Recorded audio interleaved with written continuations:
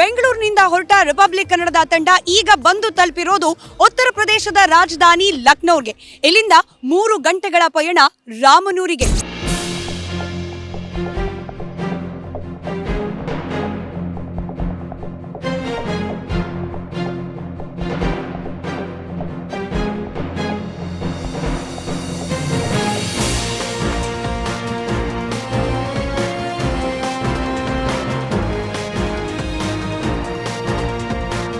ಅಯೋಧ್ಯೆಯ ಪುಣ್ಯ ಭೂಮಿಯ ಧರ್ಮಪಥದಲ್ಲಿದ್ದೀವಿ. ಹೆಸರೇ ಎಷ್ಟು ಚೆನ್ನಾಗಿದೆ ಅಲ್ವಾ, ಧರ್ಮಪಥ ಅಂದ್ರೆ ರಸ್ತೆಯಲ್ಲೂ ಕೂಡ ಧರ್ಮವನ್ನ ಸ್ಮರಿಸುವಂತಹ ಒಂದು ಪುಟ್ಟ ಪ್ರಯತ್ನವನ್ನ ಈ ರಸ್ತೆಯಲ್ಲಿ ಮಾಡಲಾಗಿದೆ. ನೀವು ನನ್ನ ಹಿಂದ್ಗಡೆಯ ದೃಶ್ಯದಲ್ಲಿ ಗಮನಿಸಬಹುದು. ಇದೇನು ಮುಖ್ಯ ರಸ್ತೆ ಇದೆ, ಅಯೋಧ್ಯೆಗೆ ತಲುಪುವ ಮುಖ್ಯ ರಸ್ತೆಯಿಂದ ಲತಾ ಮಂಗೇಶ್ಕರ್ ಚೌಕ್ ಅನ್ನೋ ಒಂದು ವೃತ್ತ, ಲತಾ ಮಂಗೇಶ್ಕರ್ ಅವರ ಹೆಸರಲ್ಲಿರುವ ವೃತ್ತ, ಮುಖ್ಯ ರಸ್ತೆ ಹೈವೇಯಿಂದ ಲತಾ ಮಂಗೇಶ್ಕರ್ ಚೌಕ್ ವರೆಗಿನ ಈ 2 ಕಿಲೋಮೀಟರ್ನ ಮಾರ್ಗವನ್ನ ಧರ್ಮಪಥ ಅಂತ ಹೇಳಿ ಕರೆಯಲಾಗಿದೆ.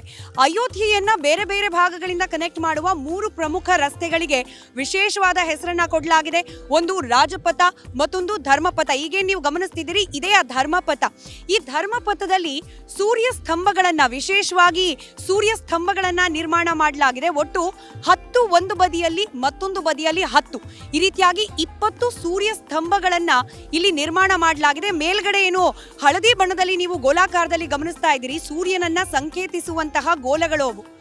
20 ಸೂರ್ಯ ಸ್ತಂಭಗಳನ್ನ ನಿರ್ಮಾಣ ಮಾಡಿ ಪ್ರತ್ಯೇಕವಾಗಿ ಆ ಕಂಬಗಳ ಮೇಲೆ 4 ದಿಕ್ಕಿನಲ್ಲೂ ಕೂಡ ಜೈ ಶ್ರೀರಾಮ್ ಅಂತ ಹೇಳಿ ಬರೆಯಲಾಗಿದೆ. ಅಂದ್ರೆ ಈ ದಾರಿಯಲ್ಲಿ ಬರುವ ಪ್ರತಿಯೊಬ್ಬ ಭಕ್ತನೂ ಕೂಡ ಈ ಕಂಬವನ್ನ ಗಮನಿಸಿದಾಗ್ಲೂ ಕೂಡ ಅಲ್ಲಿ ರಾಮನ ಸ್ಮರಣೆಯನ್ನ ಆತ ಮಾಡಬೇಕು ಅಂತ ಹೇಳಿ ಕೇಳಿ ರಾಮ ಸೂರ್ಯ ವಂಶಸ್ಥ, ಹಾಗಾಗಿ ಆ ವಂಶವನ್ನ ಸಂಕೇತಿಸುವಂತಹ ಸೂರ್ಯ ಸ್ತಂಭವನ್ನ ಅಯೋಧ್ಯೆಯ ಮುಖ್ಯ ಮಂದಿರಕ್ಕೆ ತಲುಪುವ ಈ ಧರ್ಮ ಪಥದಲ್ಲಿ ನಿರ್ಮಾಣ ಮಾಡಲಾಗಿದೆ. ಹಾಗೆ ಇಲ್ಲಿ ಇದೇ ಒಂದು ಸರ್ಕಲ್ ಏನ್ ನೀವು ಗಮನಿಸ್ತಾ ಇದ್ದೀರಿ, ಲತಾ ಮಂಗೇಶ್ಕರ್ ಚೌಕ್ ಅಂತ ಹೇಳಿ ಈ ಸರ್ಕಲ್ ಅನ್ನ ಕರೆಯಲಾಗುತ್ತೆ. ಈ ವೃತ್ತದಿಂದ ರಿಸ್ಟ್ರಿಕ್ಟೆಡ್ ಎಂಟ್ರಿ, ಅಂದ್ರೆ ಎಡಭಾಗಕ್ಕೆ ತಿರುಗಿದ್ರೆ ಮುಖ್ಯ ಮಂದಿರಕ್ಕೆ ಪ್ರವೇಶ ಮಾಡುವಂತಹ ಆ ರಸ್ತೆ ಕನೆಕ್ಟ್ ಆಗತ್ತೆ. ಇಲ್ಲಿಂದ ಪ್ರತಿಯೊಬ್ಬ ಪ್ರಯಾಣಿಕನೂ ಕೂಡ ಪಾಸ್ ಪಡೆದೇನೆ ಒಳಗೆ ಹೋಗಬೇಕಾಗತ್ತೆ. ಸಾರ್ವಜನಿಕ ವಾಹನಗಳಿಗೆ ಇಲ್ಲಿ ಯಾವುದೇ ರೀತಿಯಾಗಿ ಎಂಟ್ರಿ ಇರೋದಿಲ್ಲ. ಮತ್ತೊಂದು ಕಡೆ ಹಿಂಬದಿಯ ದೃಶ್ಯವನ್ನ ನಾವೇನು ಗಮನಿಸ್ತಾ ಇದ್ವಿ, ಲತಾ ಮಂಗೇಶ್ಕರ್ ಚೌಕ್ನಲ್ಲಿ ಒಂದು ಮ್ಯೂಸಿಕಲ್ ಇನ್ಸ್ಟ್ರೂಮೆಂಟ್ನ ಒಂದು ಸುಂದರವಾದ ಆಕೃತಿಯನ್ನ ನಿರ್ಮಾಣ ಮಾಡಲಾಗಿದೆ. ಈ ಒಂದು ವೃತ್ತವನ್ನ ಲತಾ ಮಂಗೇಶ್ಕರ್ ವೃತ್ತ ಅಂತ ಹೇಳಿ ಕರೆಯಲಾಗಿದ್ದು, ವೀಣೆಯ ಆಕೃತಿಯನ್ನ ಇಲ್ಲಿ ನಿರ್ಮಾಣ ಮಾಡಲಾಗಿದೆ. ಇದೂ ಕೂಡ ಪ್ರವಾಸಿಗರ ನೆಚ್ಚಿನ ಸೆಲ್ಫಿ ಸ್ಪಾಟ್. ಇಲ್ಲಿ ಬಂದವರೆಲ್ಲರೂ ಕೂಡ ಆ ಒಂದು ಮ್ಯೂಸಿಕಲ್ ಇನ್ಸ್ಟ್ರೂಮೆಂಟ್ ನ ಮುಂದೆ ನಿಂತು ಭಾವಚಿತ್ರವನ್ನ ಕ್ಲಿಕ್ಕಿಸಿಕೊಂಡು, ಸೆಲ್ಫಿಯನ್ನ ಕ್ಲಿಕ್ಕಿಸಿಕೊಂಡು ತೆರಳುತ್ತಾ ಇದ್ದಾರೆ.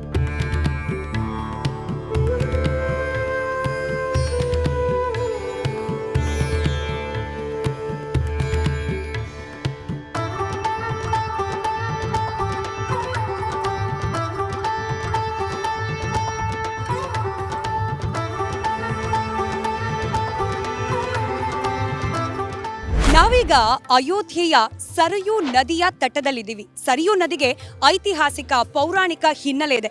ಅದರ ವಿಶೇಷ ವಿವರಣೆಯನ್ನ ಮುಂದಿನ ಭಾಗದಲ್ಲಿ ನಾನು ನೀಡ್ತಾ ಹೋಗ್ತೀನಿ. ಆದರೆ ಪ್ರವಾಸೋದ್ಯಮದ ದೃಷ್ಟಿಯಿಂದ ಇಲ್ಲಿ ರಾಮ ಮಂದಿರ ನಿರ್ಮಾಣ ಆದ ನಂತರದಲ್ಲಿ ಪ್ರವಾಸೋದ್ಯಮಕ್ಕೆ ಇಂಬು ನೀಡುತ್ತೆ ಅನ್ನೋ ಒಂದು ದೃಷ್ಟಿಯಲ್ಲೂ ಕೂಡ ಬಹಳ ಚರ್ಚೆ ಆಗ್ತಾ ಇದೆ. ಇಲ್ಲಿನ ಜನರಿಗೆ, ಅಂದ್ರೆ ಅಯೋಧ್ಯ ನಗರದ ಜನರಿಗೆ ಪ್ರವಾಸೋದ್ಯಮ ಹೆಚ್ಚಾದಂತೆ ಅವರ ಬದುಕು ಕೂಡ ಹಸನಾಗತ್ತೆ ಅನ್ನೋ ನಿರೀಕ್ಷೆ ಇದೆ. ಅದರ ಒಂದು ಭಾಗ ಈ ಸರಿಯೂ ನದಿಯಲ್ಲಿ ನಡೆಸುವ ಬೋಟಿಂಗ್ ವ್ಯವಸ್ಥೆ. ವಿಶೇಷವಾಗಿ ಅಲಂಕೃತವಾದ ಬೋಟ್ಗಳು, ನನ್ನ ಹಿಂದೆ ನೀವೇನು ಗಮನಿಸ್ತಾ ಇದ್ದೀರಿ, ಈ ರೀತಿಯಾಗಿ ವಿಶೇಷವಾಗಿ ಅಲಂಕೃತವಾದ ಬೋಟ್ಗಳಲ್ಲಿ ಒಂದು ವಿಹಾರವನ್ನ ಸರಿಯೂ ನದಿಯಲ್ಲಿ ಇಲ್ಲಿಗೆ ಬರುವ ಪ್ರವಾಸಿಗರು, ರಾಮ ಭಕ್ತರು ಮಾಡಬಹುದಾಗಿದೆ.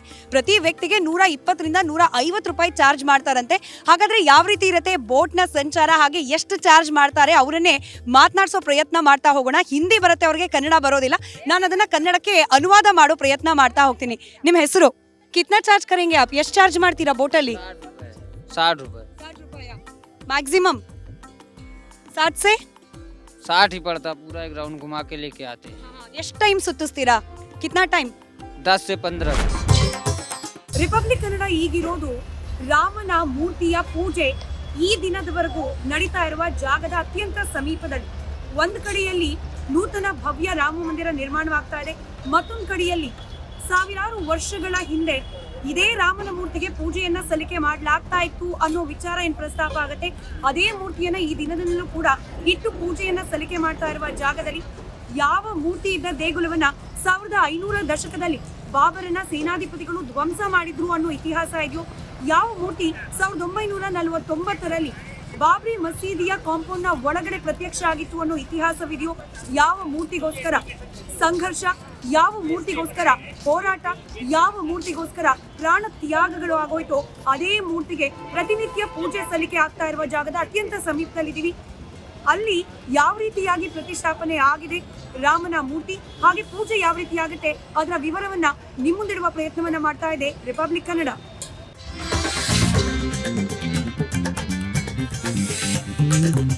ಹಿಂದೆ ಗಮನಿಸ್ತಾ ಇರೋದು ನೂತನವಾಗಿ ನಿರ್ಮಾಣವಾಗ್ತಾ ಇರುವ ರಾಮ ಮಂದಿರ.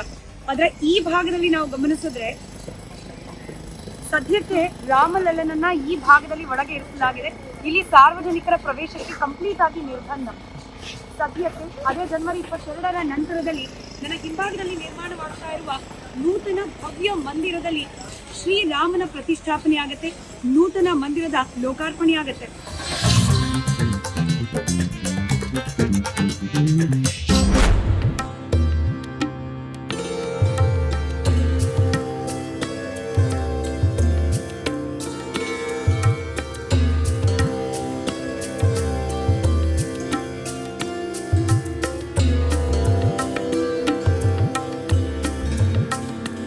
ಲಕ್ಷ್ಮಣ ಶೇಷನಾಗನ ಅವತಾರ ಅಂತ ಹೇಳಿ ಪುರಾಣಗಳಲ್ಲಿ ಉಲ್ಲೇಖ ಮಾಡಲಾಗಿದೆ.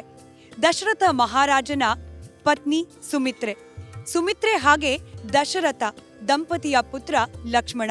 ಲಕ್ಷ್ಮಣ ಹುಟ್ಟಿದ್ದು ಬೇರೆ ತಾಯಿಯ ಮಡಲಲ್ಲಿ ಆದರೂ ಕೂಡ ರಾಮನ ಅಚ್ಚುಮೆಚ್ಚಿನ ಸಹೋದರ.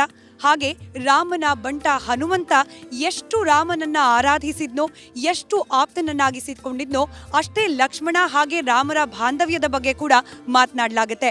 ನಾವೀಗ ಗಮನಿಸ್ತಿರೋ ಜಾಗ ಲಕ್ಷ್ಮಣ ಘಾಟ್ ಅಂತ ಹೇಳಿ ಕರೆಸ್ಕೊಳ್ಳೋ ಜಾಗ. ಸರಯೂ ನದಿಯನ್ನ ಪ್ರಮುಖವಾಗಿ 3 ಘಾಟ್ಗಳಾಗಿ ವಿಂಗಡಣೆ ಮಾಡಲಾಗಿದೆ. ಒಂದು ಗುಪ್ತ್ಕರ್ ಘಾಟ್, ಅಲ್ಲಿ ರಾಮ ಜಲಸಮಾಧಿಯಾಗಿದ್ದ ಜಾಗ ಅಂತ ಹೇಳಲಾಗತ್ತೆ. ಹಾಗೆ ಮತ್ತೊಂದು ನಯಾ ಘಾಟ್, ಅಲ್ಲಿ ಸರಯೂ ಆರತಿಯನ್ನ ನೆರವೇರಿಸಲಾಗತ್ತೆ. ಹಾಗೆ ನೀವೀಗ ಗಮನಿಸ್ತಾ ಇರುವ ಜಾಗ ಲಕ್ಷ್ಮಣ ಘಾಟ್.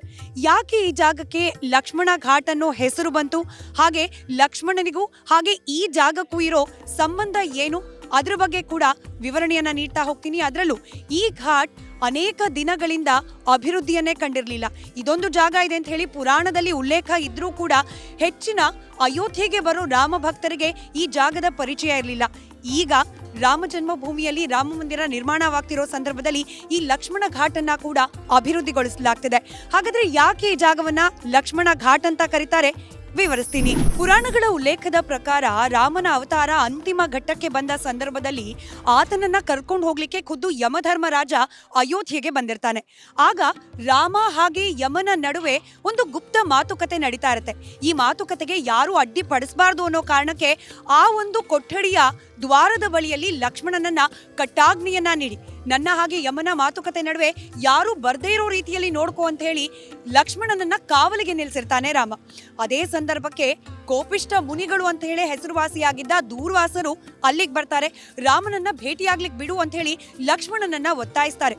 ರಾಮನನ್ನ ಭೇಟಿಯಾಗ್ಲಿಕ್ಕೆ ಬಿಡದೆ ಹೋದ್ರೆ ಇಡೀ ಅಯೋಧ್ಯೆಗೆ ಶಾಪವನ್ನ ನೀಡ್ತೀನಿ ಅಂತ ಹೇಳಿ ಬೆದರಿಕೆ ಒಡ್ತಾರೆ ದೂರ್ವಾಸ ಮುನಿಗಳು. ಆಗ ಭಯಭೀತನಾದ ಲಕ್ಷ್ಮಣ ದೂರ್ವಾಸರಿಗೆ ಒಳಗೆ ಹೋಗ್ಲಿಕ್ಕೆ ಬಿಡದೆ ತಾನೇ ರಾಮನನ್ನ ಮಾತನಾಡಿಸಿ ಹೀಗಾಗಿದೆ ಅಂತ ಹೇಳಿ ತಿಳಿಸ್ಲಿಕ್ಕೆ ಅಂತ ಹೋಗ್ತಾನೆ. ಆಗ ರಾಮ ಹಾಗೆ ಯಮನ ನಡುವೆ ನಡೀತಾ ಇದ್ದ ಮಾತುಕತೆಗೆ ಅಡ್ಡಿಯಾಗತ್ತೆ. ರಾಮ ಕೂಡ ಕೊಂಚ ಕೋಪಿಸ್ಕೊಂಡ ಲಕ್ಷ್ಮಣನ ಮೇಲೆ ಅನ್ನೋ ಉಲ್ಲೇಖ ಇದೆ. ಆದ್ರೆ ತಕ್ಷಣಕ್ಕೆ ಲಕ್ಷ್ಮಣ ರಾಮನನ್ನ ಭೇಟಿಯಾಗ್ಲಿಕ್ಕೆ ನೀಡ್ಲಿಲ್ಲ ಅನ್ನೋ ಕಾರಣಕ್ಕೆ ಲಕ್ಷ್ಮಣನಿಗೆ ಸಜೀವವಾಗಿ ಸ್ವರ್ಗಕ್ಕೆ ಹೋಗು ನೀನು ಅನ್ನೋ ಶಾಪವನ್ನ ದೂರ್ವಾಸ ಮುನಿಗಳು ನೀಡ್ತಾರೆ. ಒಂದ್ ಕಡೆ ಅಣ್ಣನಿಗೆ ನೀಡಿದ್ದ ವಚನ, ಮತ್ತೊಂದ್ ಕಡೆಯಲ್ಲಿ ಇಡೀ ಅಯೋಧ್ಯೆಯನ್ನ ರಕ್ಷಣೆ ಮಾಡಬೇಕು ಅನ್ನೋ ಒಂದು ಜವಾಬ್ದಾರಿ. ಇದೆರಡೂ ವಿಚಾರವನ್ನ ಮನಸ್ಸಿನಲ್ಲಿಟ್ಕೊಂಡು ಲಕ್ಷ್ಮಣ ದೂರ್ವಾಸ ಮುನಿಗಳು ಕೊಟ್ಟ ಶಾಪದಂತೆ ಜಲಸಮಾಧಿ ಆಗ್ತಾನೆ ಅನ್ನೋದು ಪುರಾಣಗಳಲ್ಲಿ ಹೇಳಲಾಗಿರುವ ಕಥನ. ಜಲಸಮಾಧಿ ಆಗ್ಲಿಕ್ಕೆ ಲಕ್ಷ್ಮಣ ಆಯ್ಕೆ ಮಾಡ್ಕೊಂಡಿದ್ದು ಇದೇ ಜಾಗ. ನಾವೇನ್ ಗಮನಿಸ್ತಾ ಇದೀವಿ, ಸರಿಯೂ ದಂಡಿಯ ಈ ಒಂದು ಜಾಗ ಲಕ್ಷ್ಮಣ ಘಾಟ್. ಇಲ್ಲೇನೆ ಲಕ್ಷ್ಮಣ ಬಂದು ಜಲಸಮಾಧಿಯಾದ ಅಂತ ಹೇಳಿ ಪುರಾಣಗಳಲ್ಲಿ ಉಲ್ಲೇಖ ಇದೆ. ಹೀಗಾಗಿ ಈ ಜಾಗವನ್ನ ಲಕ್ಷ್ಮಣ ಘಾಟ್ ಅಂತ ಹೇಳಿ ಕರೆಯಲಾಗತ್ತೆ. ಅನೇಕ ವರ್ಷಗಳಿಂದ ಈ ಪುರಾಣ ಕಥೆ ತಲತಲಾಂತರದಿಂದ ಒಬ್ಬರಾದ ನಂತರದಲ್ಲಿ ಒಬ್ಬರಿಗೆ ವರ್ಗಾವಣೆ ಆಗ್ತಾ ಇದ್ರೂ ಕೂಡ ಅಭಿವೃದ್ಧಿ ಅನ್ನೋದು ಈ ಘಾಟ್ನವರೆಗೂ ಕೂಡ ತಲುಪಿರಲಿಲ್ಲ. ಈಗ ನೂತನ ರಾಮ ಮಂದಿರ ನಿರ್ಮಾಣ ಆಗ್ತಿರೋ ಈ ಸಂದರ್ಭದಲ್ಲಿ ಲಕ್ಷ್ಮಣ ಘಾಟನ್ನ ಕೂಡ ಬರುವ ರಾಮ ಭಕ್ತರಿಗೆ ಮತ್ತಷ್ಟು ಹತ್ತಿರವಾಗಿಸುವ, ಮತ್ತಷ್ಟು ಪರಿಚಿತವಾಗಿಸುವ ಪ್ರಯಾಸವನ್ನ ಮಾಡಲಾಗ್ತಾ ಇದೆ.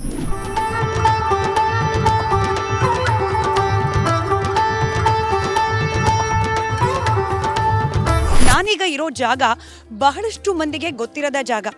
ರಾಮನ ಅವತಾರ ಮುಗಿದ ನಂತರದಲ್ಲಿ ರಾಮ ಏನಾದ, ಎಲ್ಲಿಂದ ತನ್ನ ಮೂಲ ನಿವಾಸ ವೈಕುಂಠಕ್ಕೆ ತೆರಳಿದ, ಯಾಕೆ ಹಾಗೆ ಹೇಗೆ ಆತನ ಅಂತಿಮವಾಯಿತು, ಇದೆಲ್ಲದರ ಸ್ಥಳ ಪುರಾಣವನ್ನ ಹೊಂದಿದೆ ಈ ಜಾಗ. ಅಯೋಧ್ಯ ನಗರಿಯಿಂದ 15 ಕಿಲೋಮೀಟರ್ ದೂರದಲ್ಲಿರುವ ಫೈಜಾಬಾದ್ ಅನ್ನೋ ಜಾಗದಲ್ಲಿದೆ ಗುಪ್ತಾರ್ ಘಾಟ್. ಈ ಗುಪ್ತಾರ್ ಘಾಟ್ನ ಸ್ಥಳ ಮಹಿಮೆ ಏನು, ಇಲ್ಲಿಗೂ ರಾಮನಿಗೂ ಇರೋ ಸಂಬಂಧ ಏನು, ಎಲ್ಲವನ್ನ ವಿವರಿಸ್ತಾ ಹೋಗ್ತೀನಿ.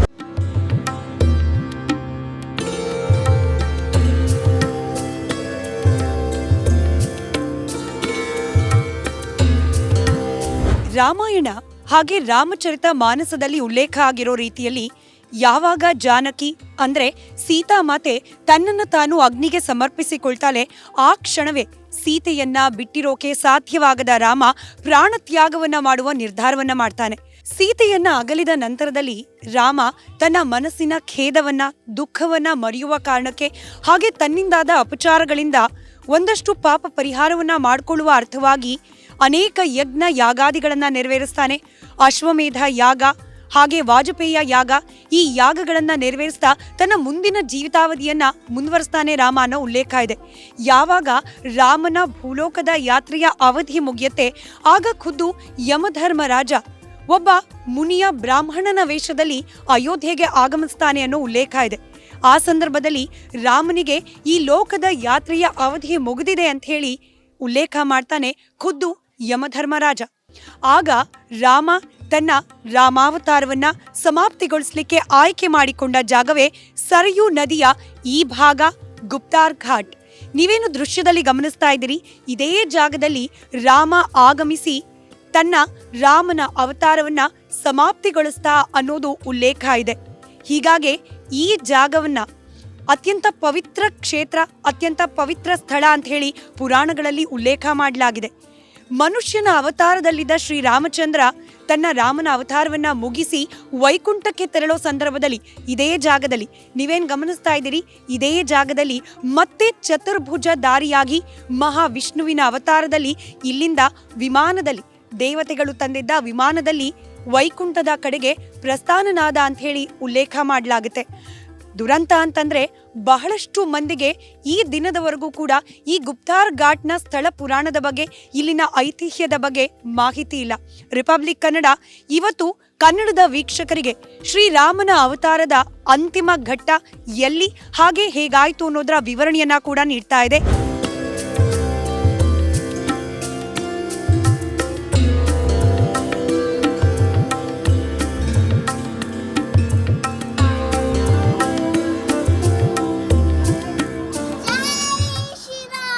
ಈ ಗುಪ್ತಗಾರ್ ಘಾಟ್ನ ಸ್ಥಳ ಮಹಿಮೆ ಬಗ್ಗೆ ಮಾತನಾಡಲಿಕ್ಕೆ ಇಲ್ಲಿನ स्वामीजी ಒಬ್ಬರಿದ್ದಾರೆ ನಮ್ಮ ಜೊತೆಯಲ್ಲಿ. महाराज नमस्कार, आपका नाम? हमारा नाम अवधेश पांडे है। अच्छा, आप हमें ये गुप्तगार घाट के बारे में बताएंगे, क्या है विशेषता? ये गुप्तार घाट है। भगवान रामचंद्र जी यहीं से जल समाधि लिए थे, बैकुंठ धाम को गए थे भगवान यहाँ से। देखिए कानपुर रास्ते में भिटौर पड़ता वाल्मीकि आश्रम, माता जानकी वहाँ थी और लक्ष्मण जी लक्ष्मण किला पर अपने शरीर को त्यागे हैं। नए घाट के बगल में लक्ष्मण किला, जहाँ रामपड़ी बोलते हैं। भगवान रामलीला, दुर्गा पूजा सब कुछ दिखा के यहाँ कुआर के महीने में अपने पितरों के ही से पिंडदान किए थे, सरजू पूजन किए थे, अपने पूजवों को जल दिए थे दक्षिण की तरफ। भगवान सब कुछ दिखा के आए। भगवान जब जाने लगे, भगवान कहीं हमको भी जो है चलिए अब सरजू में जाने लगे। भगवान जाके वो विष्णु के रूप में हो गए। तो राम तो मनुष्य अवतार था, जाने के वक्त विष्णु के रूप में हो गए। भगवान का ऊपर से एक विमान आता रथ, भगवान उसी विमान पर बैठते हैं। प्रजा बैठती जाती है, प्रजा कहती है प्रभु हमको साथ ले चलिए, आइए बैठिए। प्रजा जो बैठती है सब देवताओं के रूप में हो जाती है। विमान बढ़ता जाता है, प्रजा बैठती है। जब हनुमान जी पैर रखते हैं विमान छोटा हो जाता है। हनुमान जी को अयोध्या के राजा घोषित कर देते हैं, भगवान जाइए सबसे ऊंची आपकी हनुमान गढ़ी रहेगी, आप रहेंगे नाम तहुरी, संसार में लोग हमको जानते रहेंगे। जिस दिन राम का नाम लेना भूल जाएंगे उस दिन पृथ्वी पलट जाएगी। ಮಹಾರಾಜರು ಹೇಳೋ ಹಾಗೆ, ಸ್ವಾಮೀಜಿಗಳು ಹೇಳೋ ಹಾಗೆ, ಈ ಜಾಗ ಇತ್ತೀಚೆಗೆ ಬಹಳಷ್ಟು ಜನರು ಬಂದು ಇಲ್ಲಿ ವೀಕ್ಷಣೆ ಮಾಡಿ ಹೋಗ್ತಾ ಇದ್ದಾರೆ ಅಂತ ಹೇಳಿ. ಇದು ಸರಿಸುಮಾರು ಅಯೋಧ್ಯೆ ನಗರಿ, ಮುಖ್ಯ ನಗರಿ ಏನಿದೆ ಅಲ್ಲಿಂದ 15 ಕಿಲೋಮೀಟರ್ ದೂರದಲ್ಲಿದೆ. ಫೈಜಾಬಾದ್ ನಗರಕ್ಕೆ ಸಂಬಂಧಪಟ್ಟ ಪ್ರದೇಶ. ಇಲ್ಲಿನ ಸ್ಥಳ ಮಹಾತ್ಮೆ ಏನು ಇದನ್ನ ಹಿಂದಿಯಲ್ಲಿ ಹೇಳಿದ್ರು, ಅದನ್ನ ಮತ್ತಷ್ಟು ವಿವರಿಸ್ತಾ ಹಾಗೆ ಎಲ್ಲಿ ರಾಮ ಜಲ ಸಮಾಧಿಯಾದ ಆ ಜಾಗವನ್ನ ಕೂಡ ನಿಮಗೆ ತೋರಿಸ್ತಾ ಹೋಗ್ತೇನೆ. ಇದೇ ಈ ಗುಪ್ತಾರ್ ಘಾಟ್ನ ವಿಶೇಷತೆ. ಹೀಗಾಗಿ ಈ ಅಯೋಧ್ಯೆಯ ಸ್ಥಳದ ಪುರಾಣವನ್ನ ತಿಳ್ಕೊಳ್ಳಿಕ್ಕೆ, ಇಲ್ಲಿನ ಐತಿಹ್ಯವನ್ನ ತಿಳ್ಕೊಳ್ಳಿಕ್ಕೆ, ಹಾಗೆ ಸಾಧುಗಳ ಕಣ್ಣಲ್ಲಿ ಅಯೋಧ್ಯೆಯ ಅಭಿವೃದ್ಧಿ ಆಗ್ತಾ ಇರೋದ್ರ ಬಗ್ಗೆ ತಿಳ್ಕೊಳ್ಳಿಕ್ಕೆ ಇಬ್ಬರು ಮಹಾಪುರುಷರು ನನ್ನ ಜೊತೆಯಲ್ಲಿದ್ದಾರೆ, ಸಾಧು ಸಂತರು ನನ್ನ ಜೊತೆಯಲ್ಲಿದ್ದಾರೆ. ಅವ್ರ ಹತ್ರ ಕೇಳಿ ತಿಳ್ಕೊಳ್ಳೋ ಪ್ರಯತ್ನ ಮಾಡ್ತಾ ಹೋಗೋಣ. ಹಿಂದಿಲಿ ಮಾತನಾಡ್ತಾರೆ, ಸಾಧ್ಯವಾದಷ್ಟು ಅದನ್ನ ಕನ್ನಡಕ್ಕೆ ಅನುವಾದ ಮಾಡೋ ಪ್ರಯತ್ನವನ್ನ ನಾನು ಮಾಡ್ತಾ ಹೋಗ್ತೀನಿ. ಮಹಾರಾಜ್ ನಮಸ್ಕಾರ, आपका नाम?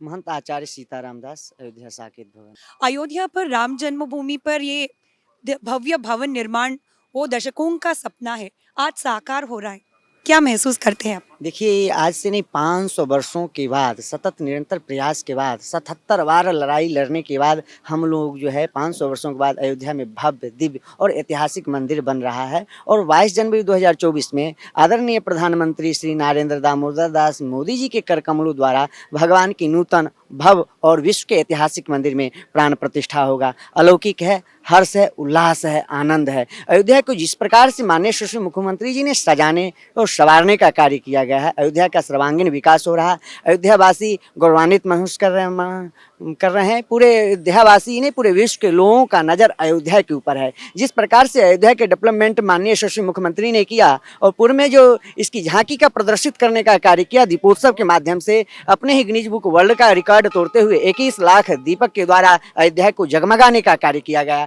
अयोध्या पूरे विश्व के पटल पर है, पूरे विश्व के लोगों का नजर अयोध्या पर है, क्योंकि अयोध्या आज से नहीं अनादिपुरी है। अयोध्या च परब्रह्म शरीर सगुण पुमान तन निवासी जगन्नाथ सत्यम सत्यम बदाम्य। अयोध्या जो है साक्षात परब्रह्म परमात्मा का ही स्वरूप है। माँ सरयू है जो है सगुण साकार स्वरूप में विद्यमान हैं, और अयोध्यावासी जो है जगन्नाथ भगवान के स्वरूप में है। ऐसा पार्वती जी से भगवान शिव कहते हैं। भगवान स्वयं ने कहा कि अपि स्वर्णमयी लंका नमे लक्ष्मण रोचते जननी जनक भूमिश्च स्वर्गादपि गरियसी। अयोध्या वह भूमि है, स्वर्ग से भी श्रेष्ठतम भूमि है, और मानसों में भी इसका वर्णन है और ऋग्वेद में भी इसका वर्णन है। अष्ट चक्रा नव द्वारा देवानाम पूरे अयोध्या। अयोध्या में 8 चक्र थे। अयोध्या सप्तपुरियों में जो है मस्तक कहा गया है, और मुनियों ने इसको कहा है अयोध्या च परब्रह्म। अयोध्या जो है परब्रह्म साक्षात परमात्मा का रूप में है, और इसको वसाने का कार्य मनु जी महाराज ने किया।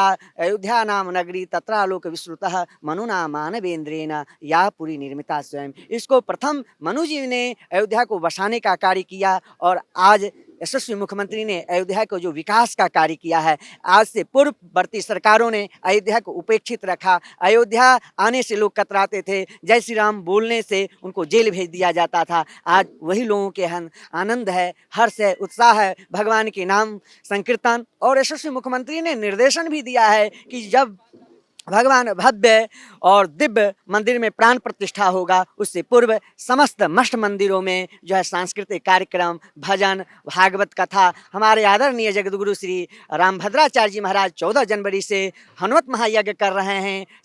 और कहीं सत्चंडी यज्ञ हो रहा है, कहीं रामचरितमानस का पाठ हो रहा है, कहीं हनुमान चालीसा का पाठ हो रहा है। यह गुंजायमान पूरे विश्व को गुंजायमान करेगा, पूरे विश्व को विकास की ओर ले जाएगा। फिर अयोध्या जो रामराज की कल्पना थी वह साकार हो रहा है।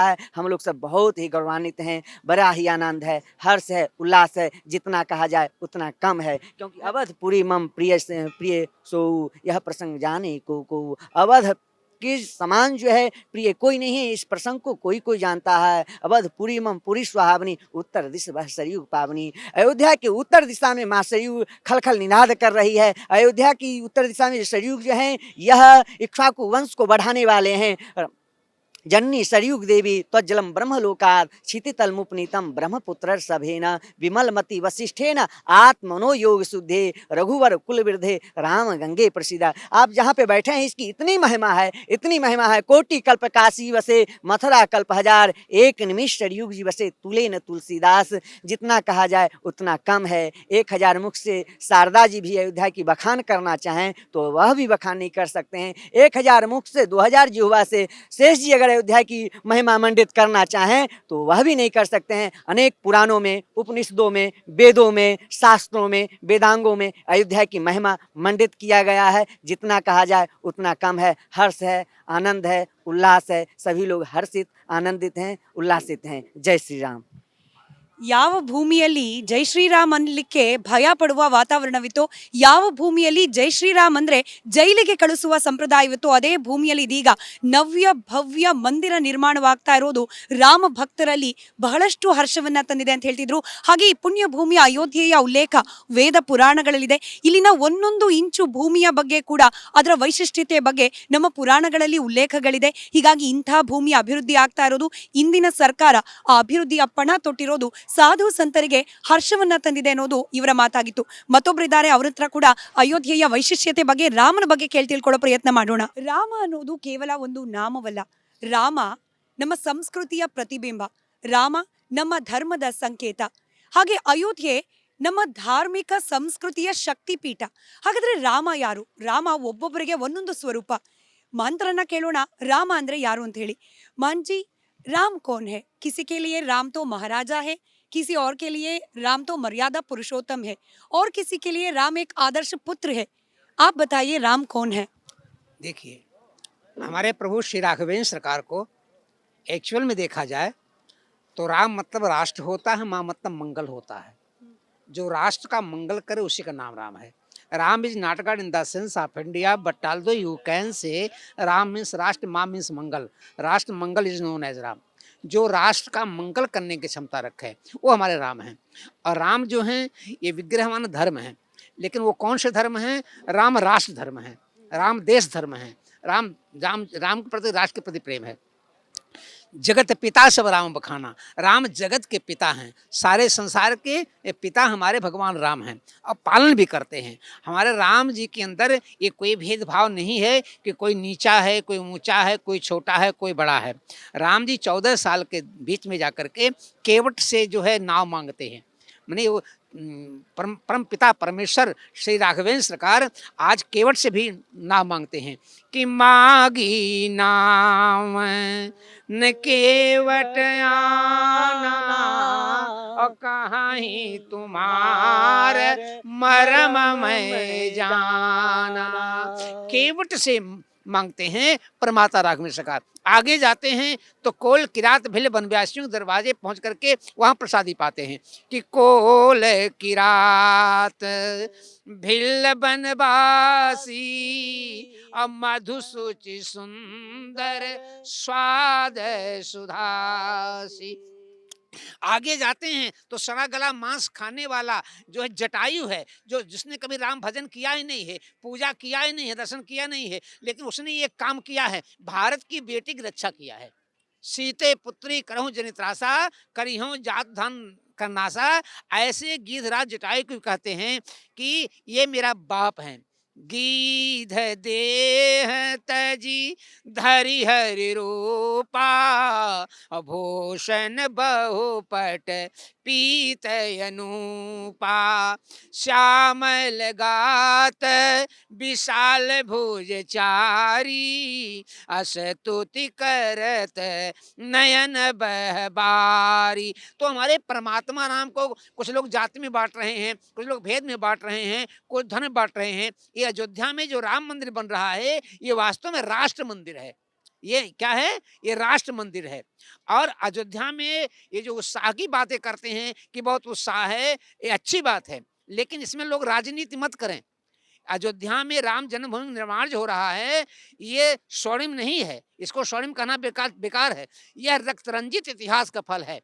4.5 लाख लोगों ने 500 साल में शहादत दिया है राम जन्मभूमि बनने के लिए। तो 4.5 लाख लोगों की आत्माओं जो है आज प्रफुल्लित होगी। रंगा इतिहास है मेरा शहीदों के खूनों से, बिलखती मांग है अभी अभागिन माओ बहनों के, उन्हीं बिछुड़े शहीदों की कहानी याद आई है। राम जन्मभूमि हेतु जिन्होंने सीने पर गोली खाई है। फिर भी ये है हमारे परमात्मा का चरित्र है, ये हमारे राम का चरित्र है। ये ना पार्टी की बात है। कुछ लोगों ने कहा कि ये जोगी और मोदी ये भाजपा वाले राम को ला रहे हैं। हम उससे पूछना चाहते हैं, मैंने भी राम से पूछा, मैंने भी परमात्मा से पूछा कि सरकार आप आए क्यों नहीं। उन्होंने कहा मुझको लाने के लिए अयोध्या में कोई साधु नहीं मिला। परमात्मा हमेशा साधु के साथ ही यात्रा करता है, चाहे सपा हो, चाहे बसपा हो, चाहे कांग्रेस हो, विभिन्न पार्टी में लोग। अगर कोई साधु होता और मुझे कहता अयोध्या चलो तो मैं तैयार था। जोगी भी साधु है और मोदी भी साधु है। और हमारा ये जो नरेंद्र मोदी है, इसकी भूमिका है विश्वामित्र के। आज पूरे विश्व में जितने भी देश हैं सब ये चाह रहे हैं कि नरेंद्र मोदी हमारे मित्र बन जाए, नरेंद्र मोदी हमारे मित्र बन जाए। तो जो पूरे विश्व का मित्र हो, विश्व अस्य मित्र है या सह विश्वामित्र है, जो पूरे विश्व का मित्र हो वो विश्वामित्र के रूप में हमारे नरेंद्र मोदी हैं। और वशिष्ठ की भूमिका में हमारे श्री योगी आदित्यनाथ जी हैं। बस यश इष्ट है जिसकी तीन तीन पीढ़ी, जिसकी तीन तीन पीढ़ी जो है खपा दिया जीवन राम जन्मभूमि के लिए। ऐसा कौन सा मिलता है कोई करटन वाला। राम महाराज दशरथ की चिता जल रही थी बिल्हौर में, महाराज दशरथ की चिता जल रही थी अयोध्या के बिल्हौर में, और महाराज राघवेंद्र सरकार राष्ट्रधर्म निभाने के लिए चित्रकूट में देख रहे थे, आंसू रो रहे थे, हे पिताजी मैं राष्ट्रधर्म निभान कर रहा हूँ, इस नाते में आप दर्शन नहीं आता। और वही हालत हुई जब जोगी के पिताजी की मृत्यु हुई और जोगी के पिताजी की डेड बॉडी जल रही थी उनके गांव के पास गंगा जी के तट पे। तो उस वक्त हमारा भाई जोगी विधानसभा में वो वीडियो से देख रहा था कि पिताजी की लाश जल रही है। रो करके कहा पिताजी आज मैं आपके पास नहीं आ सकता हूं क्योंकि 24 करोड़ लोगों का दायित्व मेरे पास है। तो जैसे राम जी ने किया है वैसे जोगी ने किया है। निश्चित तौर से अयोध्या का विकास, देश का विकास और रामराज का एक लक्षण होता है। मानस में लक्षण देखा गया है कि राम अयोध्या में आ रहे हैं तो लक्षण क्या दिखाई पड़ेगा।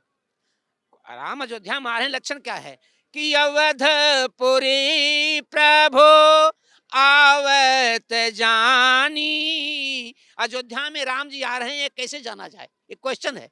अयोध्या में राम जी आ रहे हैं कैसे जाना जाए कि अवधपुरी प्रभु आवत जानी, भई सकल शोभा की खानी। जब पूरी अयोध्या शोभा की खानी दिखाई पड़ रहे, पूरे अयोध्या में शोभा ही शोभा दिखाई पड़ रहे, तब समझ लीजिए अयोध्या में राम जी आने वाले हैं। और जब अयोध्या में राम जी आ जाएं तो आप मेरी बेटी के समान है। वहां से इतनी दूर से आए हैं, 4 दिन 5 दिन 6 दिन रहे। अगर कहीं जगह ना मिले ना तो कनक भवन में चले जाइए, वहां राम जी हमारे विराजे हैं, वहीं पड़े रहे। कनक भवन दरवाजे पड़े रहो, कनक भवन दरवाजे पर रहो, जहाँ सिया राम जी विराजे पड़े रहो, जहाँ सिया राम जी विराजे पड़े रहो, कनक भवन दरवाजे पड़े रहो, कनक भवन दरवाजे पड़े रहो, जहाँ सिया राम जी विराजे पड़े रहो, जहाँ सिया राम जी विराजे।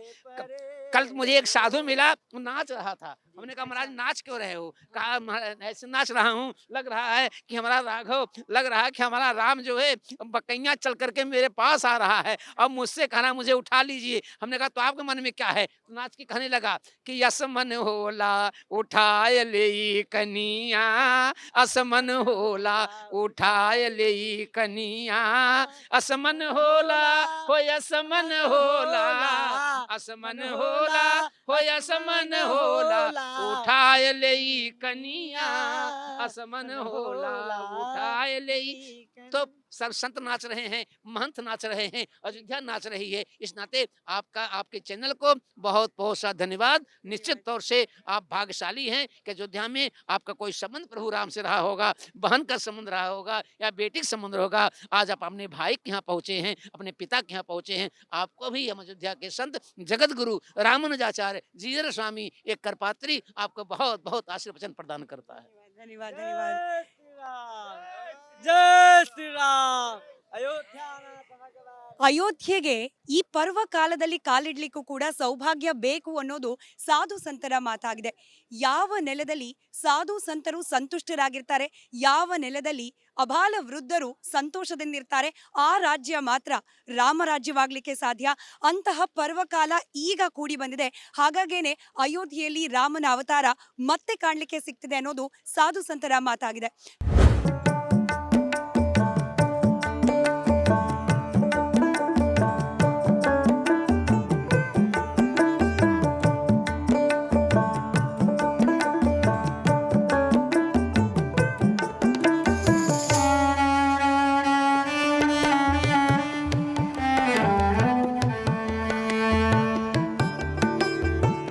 ನಾನೀಗ ಇರೋದು ಹನುಮಾನ್ ಗಡಿ ಅಥವಾ ಹನುಮಾನ್ ಗರ್ಹಿ. ಅಂದ್ರೆ ಇದು ಹನುಮಂತನ ಕೋಟೆ ಅಂತ ಭಾವಿಸಲಾಗುವ ಜಾಗ. ಸದ್ಯಕ್ಕೆ ಇಲ್ಲಿ ಭಗವಾನ್ ಹನುಮಂತನ ಮೂರ್ತಿ ಪ್ರತಿಷ್ಠಾಪನೆಯನ್ನ ಮಾಡಲಾಗಿದೆ. ಹಾಗೆ ಪ್ರತಿನಿತ್ಯ ಇಲ್ಲಿ ಪೂಜಾ ಕಾರ್ಯವನ್ನ ಕೂಡ ಮಾಡಲಾಗುತ್ತೆ. ಈ ದೇವಸ್ಥಾನಕ್ಕೆ ಅದರದೇ ಆದ ಇತಿಹಾಸ ಕೂಡ ಇದೆ, ಪುರಾಣ ಪ್ರಸಿದ್ಧ ಕಥನಗಳು ಕೂಡ ಇದೆ. ಏನಾ ಕತೆ, ಹಾಗೆ ದೇವಸ್ಥಾನದ ಪ್ರಾಂಗಣ, ದೇವಸ್ಥಾನದಲ್ಲಿರುವ ಭಗವಾನ್ ಹನುಮಂತ ಯಾವ ಸ್ವರೂಪದಲ್ಲಿ ಪ್ರತ್ಯಕ್ಷನಾಗಿದ್ದಾನೆ, ಅದರ ಬಗ್ಗೆ ಕಂಪ್ಲೀಟ್ ವರದಿಯನ್ನ ಗಮನಿಸ್ತಾ ಹೋಗೋಣ.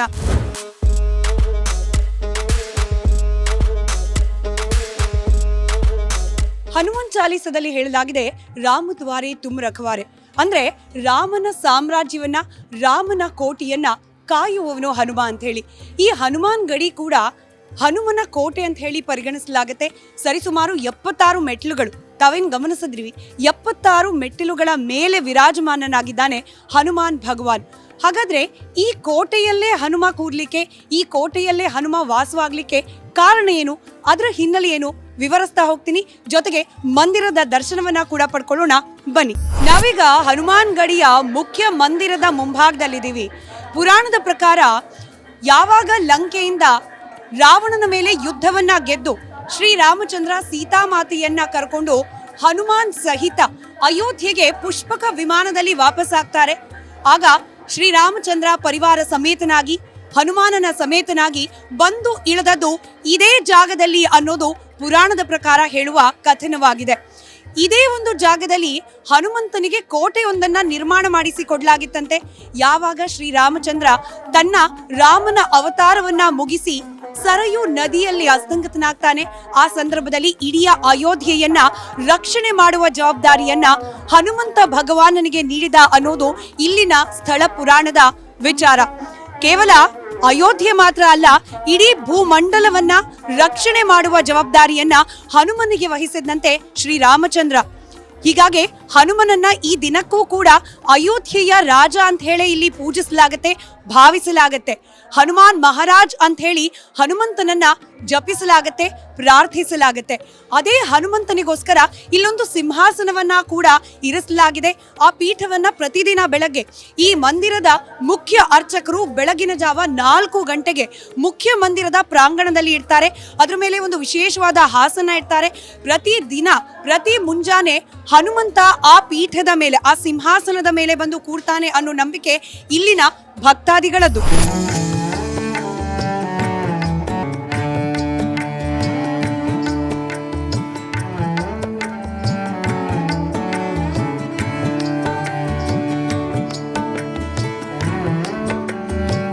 ನಾವೀಗ ಹನುಮಾನ್ ಗಡಿಯ ಮುಖ್ಯ ಗರ್ಭಗುಡಿಯ ಮುಂಭಾಗದಲ್ಲಿದ್ದೀವಿ. ನಾವೀಗ ಆ ಹನುಮಾನ್ಜಿಯ ಮೂರ್ತಿಯನ್ನ ಗಮನಿಸಿದ್ರೆ ಬಾಲ ಸ್ವರೂಪಿಯಾಗಿ ಇಲ್ಲಿ ಪ್ರತಿಷ್ಠಾಪನೆಗೊಂಡಿದ್ದಾನೆ ಹನುಮಂತ. ಆತನ ತಾಯಿ ಅಂಜನಾದೇವಿಯ ಮಡಿಲಲ್ಲಿ ಕೂತಿರುವ ಬಾಲ ಹನುಮನ ರೂಪದಲ್ಲಿ ಇಲ್ಲಿ ಪ್ರತಿಷ್ಠಾಪನೆಯನ್ನ ಮಾಡಲಾಗಿದೆ. ಹಾಗೆ ಹನುಮನ ಕೊರಳಲ್ಲಿ ಗಮನಿಸಿದ್ರೆ ವಿಶೇಷವಾಗಿ ಬೆಳ್ಳಿಯ ಕಮಲದ ಹೂವಿನ ದಳದ ಮಾದರಿಯ ಹಾರವನ್ನ ಹಾಕಲಾಗಿದೆ. ಆ ಹಾರದ ಪ್ರತಿ ದಳದ ಮೇಲೆ, ಕಮಲದ ದಳದ ಮೇಲೆ ರಾಮನಾಮ ಸ್ಮರಣೆಯನ್ನ ಮಾಡಲಾಗಿದೆ. ವಿಶೇಷವಾಗಿ ರಾಮ ಹನುಮನ ಹೃದಯವಾಸಿ ಅಂತ ಕರೆಯಲಾಗುತ್ತೆ. ಅದರ ಸಂಕೇತವಾಗಿ ಈ ಬೆಳ್ಳಿಯಿಂದ ಮಾಡಿರತಕ್ಕಂತಹ ಕಮಲದ ಹೂವಿನ ದಳಗಳ ಮೇಲೆ ರಾಮನ ನಾಮವನ್ನ ಅಂಕಿತ ಮಾಡಲಾಗಿದೆ. ಬಾಲ ಹನುಮನ ಸ್ವರೂಪದಲ್ಲಿ ದೇವಿ ಅಂಜನಾದ್ರಿಯ ಮಡಿಲಲ್ಲಿ ಹನುಮ ಇರೋ ರೀತಿಯಲ್ಲಿ ಇಲ್ಲಿ ಮೂರ್ತಿಯನ್ನ ಪ್ರತಿಷ್ಠಾಪನೆ ಮಾಡಲಾಗಿದೆ. ಪ್ರತಿದಿನ ನೀವೇನು ಸುತ್ತಮುತ್ತಲು ಗಮನಿಸ್ತಾ ಇದ್ದೀರಿ, ಪ್ರತಿನಿತ್ಯ ಕೂಡ ನೂರಾರು ಸಂಖ್ಯೆಯಲ್ಲಿ ಭಕ್ತಾದಿಗಳು ಇಲ್ಲಿಗೆ ಆಗಮಿಸಿ ಹನುಮನ ಆಶೀರ್ವಾದವನ್ನ ಪಡ್ಕೊಳ್ಳೋದು ವಾಡಿಕೆ. ಇದೇ ಕಾರಣಕ್ಕೋಸ್ಕರ ಈ ಮಂದಿರದಲ್ಲಿ ಪ್ರತಿನಿತ್ಯ ನೀವೇನ್ ಗಮನಿಸ್ತಾ ಇದ್ರಿ, ಆ ಬೆಳ್ಳಿಯ ಒಂದು ಸಿಂಹಾಸನ ಮಾದರಿಯ ಆಕೃತಿ, ಆ ಸಿಂಹಾಸನವನ್ನ ಬೆಳಗ್ಗೆ 4 ಗಂಟೆಗೆ ಈ ಮಂದಿರದ ಒಳಗಡೆ ಇಡ್ಲಾಗತ್ತೆ. ಆ ಬೆಳ್ಳಿಯ ಸಿಂಹಾಸನದ ಮೇಲೆ ಹನುಮಂತನನ್ನ ವಿರಾಜಮಾನನಾಗಿಸಿ ಪೂಜೆ ಪುನಸ್ಕಾರಗಳನ್ನ ನೆರವೇರಿಸಲಾಗುತ್ತೆ. ಈ ದೇವಸ್ಥಾನದ ಮತ್ತೊಂದು ವಿಶೇಷತೆ ಅಂತಂದ್ರೆ, पंडित जी नमस्कार। जी नमस्कार। आप बताइए इस मंदिर का विशेषता क्या है? ये जो है अयोध्या के हनुमान जी राजा हैं और भगवान जो है जब अयोध्या से जाने लगे थे बैकुंठ धाम जो है, तो हनुमान जी का जो है राजा बना के यहाँ के गए थे, इसलिए जो है हनुमान जी जो है अयोध्या के राजा हैं और यही हनुमान जी की विशेषता है जो है। यहाँ पे तो बाल हनुमान के स्वरूप में दर्शन देते हैं, सुना है हमने, ठीक है क्या वो? हाँ जी, ये हनुमान जी हैं और हनुमान जी तो सब जगह हैं, लेकिन श्री राम जी महाराज ने हनुमान जी को यहीं पर राजपद दिया था। सब कुछ छोड़ करके हनुमान जी अयोध्या में ही रहना पसंद किया, क्योंकि राम नाम के रसिया हैं और भगवान के परम प्रिय हैं। लेकिन सब लोग जाने लगे, हनुमान जी नहीं गए जो है। तो राम जी ने कहा क्यों, सब लोग तो जा रहे हैं, तुम नहीं जाओगे? कहा सरकार आपके धाम में सब कुछ सुनने को मिलेगा, लेकिन राम कथा सुनने का अवसर नहीं मिलेगा, राम नाम उच्चारण करने का मौका नहीं मिलेगा। इसलिए दुनिया में सबसे बड़ी विपत्ति है, तो कहते का हनुमंत विपत प्रभ सोई, जब तब सुमिरन भजन न होई। ठीक है, जिस समय जिस घड़ी जिस पल भगवान का स्मरण न किया जाए, चिंतन न किया जाए, मनन न किया, ध्यान न किया जाए, दुनिया की सबसे बड़ी विपत्ति है। इसलिए हनुमान जी महाराज यहीं पर राजा रूप में रहे और फिर गए नहीं प्रभु के साथ में। अब तो पूरा अयोध्या मरुनिर्माण हो रहा है, भव्य मंदिर भी बन रहा है, तो कैसा महसूस करते हैं आप? बहुत अच्छा, बहुत अच्छा। कितनों दिनों के बाद जो ये अवसर मिला है और मोदी योगी जी का जो प्रयास है, उन लोगों का जो है इसमें विशेष सहयोग है, हनुमान जी की कृपा है, जिसके वजह से इस तरह का जो है अवसर देखने का मिल रहा है। सीताराम जी, हनुमान जी की बड़ी कृपा है, सब लोग प्रफुल्लित है, सब लोग मगन है, सगन है सीताराम जी। ರಾಮಾಯಣ ಪರ್ವಕಾಲ ಅಂತಿಮ ಘಟ್ಟಕ್ಕೆ ಬಂದಾಗ ಯಾವಾಗ ಶ್ರೀರಾಮಚಂದ್ರ ಪ್ರಭು ಪರಿವಾರ ಸಮೇತವಾಗಿ ಅಯೋಧ್ಯೆಯನ್ನ ತೊರೆಯೋ ಸಂದರ್ಭ ಬಂತು, ಆಗ ಎಲ್ಲರೂ ಒಬ್ಬೊಬ್ಬರಾಗೆ ತೆರಳುತ್ತಾ ಇದ್ದಾಗ ಹನುಮಂತನನ್ನ ಕೇಳ್ತಾರಂತೆ, ನೀನು ಬಂದ್ಬಿಡು ನಮ್ಮ ಜೊತೆಯಲ್ಲಿ, ಯಾಕೆ ನೀನು ಹೋಗ್ತಾ ಇಲ್ಲ ಎಲ್ಲಿಗೋ ಅಂತ ಹೇಳಿ. ಆಗ ಹನುಮಂತ ಹೇಳ್ತಾನಂತೆ, ಎಲ್ಲರೂ ಹೊರಟೋಗ್ಬಿಟ್ರೆ ರಾಮ ಕಥನವನ್ನ, ರಾಮನಾಮ ಸ್ಮರಣೆಯನ್ನ ಇಡೀ ಜಗತ್ತಿಗೆ ಸಾರೋರು ಯಾರು? ಈ ಕಾರ್ಯಕ್ಕೋಸ್ಕರ ನಾನು ಸದಾ ಇಲ್ಲೇ ನೆಲೆಸಿರ್ತೇನೆ, ಇಲ್ಲಿದ್ದು ರಾಮನಾಮ ಜಪವನ್ನ ಇಡೀ ವಿಶ್ವಕ್ಕೆ ಮತ್ತಷ್ಟು ವ್ಯಾಪಿಸುವಂತೆ ಮಾಡ್ತೀನಿ ಅಂತ ಹೇಳಿ ಹನುಮ ಅಂದಿನಿಂದ ಇಂದಿನವರೆಗೂ ಇಲ್ಲೇ ವಿರಾಜಮಾನನಾಗಿದ್ದಾನೆ ಅನ್ನೋದು ಇಲ್ಲಿನ ಪಂಡಿತೋತ್ತಮರ ಮಾತಾಗಿದೆ. जय श्री राम, एक ही नारा एक ही नाम, एक ही नारा एक ही नाम, एक ही नारा एक ही नाम। ರಾಮ ಭಕ್ತರಿಗೆ ಹೊಸದೊಂದು ಪರ್ವ ಪ್ರಾರಂಭವಾಗಿದೆ. ರಾಮ ಭಕ್ತರಿಗೆ ಪುನರ್ಜನ್ಮ ಸಿಕ್ಕಿದೆ. ಅಯೋಧ್ಯೆಯಲ್ಲಿ ಪುನರ್ ನಿರ್ಮಾಣವಾಗ್ತಾ ಇರುವ ರಾಮ ಮಂದಿರ ಇಡೀ ಭಾರತದಲ್ಲಿ, ಹಿಂದೂ ಸಾಮ್ರಾಜ್ಯದಲ್ಲಿ, ಹಿಂದೂ ಸಮುದಾಯದಲ್ಲಿ, ಹಿಂದೂವಾದಿಗಳಲ್ಲಿ ಹೊಸ ಒಂದು ಉತ್ಸಾಹಕ್ಕೆ ಪ್ರೇರಣೆಯಾಗುವ ರೀತಿಯಲ್ಲಿ ಭವ್ಯ ಮಂದಿರ ನಿರ್ಮಾಣವಾಗ್ತಾ ಇದೆ. ಇಲ್ಲಿಂದ ಶ್ರೀರಾಮಚಂದ್ರನ ಮತ್ತೊಂದು ಹೊಸ ಯುಗ ಪ್ರಾರಂಭ ಆಗ್ತಾ ಇದೆ ಅನ್ನೋದು ಇಲ್ಲಿನ ರಾಮ ಭಕ್ತರ ಮಾತಾಗಿದೆ.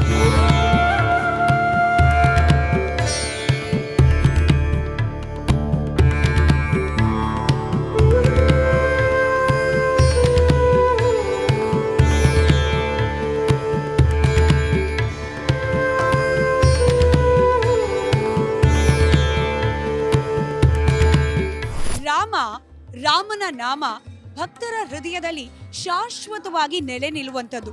ಮಂದಿರ ನಾಶವಾದರೂ ಕೂಡ ರಾಮನೆಡೆಗಿನ ಭಕ್ತಿ, ರಾಮನೆಡೆಗಿನ ಆಸ್ಥೆ, ರಾಮನೆಡೆಗಿನ ತುಡಿತವನ್ನ ಯಾವ ಕಾಲಕ್ಕೂ ಯಾರಿಂದಲೂ ನಾಶಪಡಿಸಲಿಕ್ಕೆ ಸಾಧ್ಯವೇ ಇಲ್ಲ.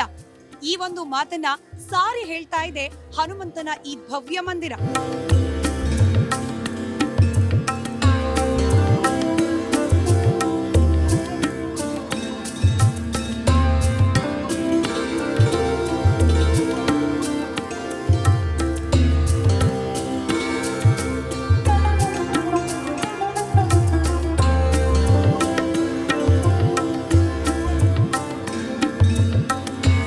ನಾನೀಗಿರುವ ಜಾಗ ದಶರಥ ಮಹಲ್, ಅಂದ್ರೆ ದಶರಥ ಮಹಾರಾಜ ವಾಸವಿದ್ದ ಆ ಅರಮನೆಯ ಭಾಗ.